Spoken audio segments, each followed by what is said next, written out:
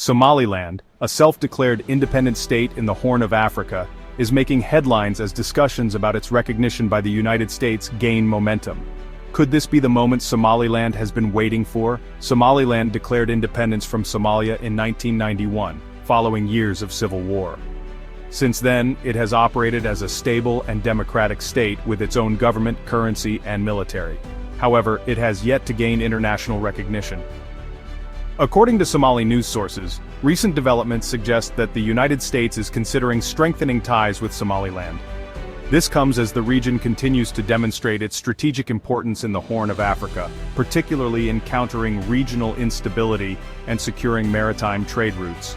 The Atlantic Council highlights that there is a rare opportunity to deepen U.S.-Somaliland relations. However, several obstacles remain, including Somalia's opposition to Somaliland's independence and the broader geopolitical implications of such a move. Despite the lack of recognition, Somaliland has built a reputation for its democratic elections, peaceful transitions of power, and economic resilience. These achievements set it apart in a region often plagued by conflict and instability. Strategically, Somaliland's location is critical. The Berbera port, which has seen significant investment, and its proximity to the Gulf of Aden make it a valuable partner for the United States in securing trade routes and countering threats like piracy and terrorism.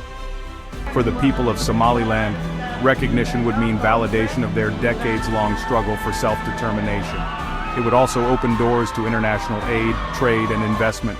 Will the United States take the bold step of recognizing Somaliland, or will the obstacles prove too great? One thing is certain, Somaliland's quest for recognition is far from over.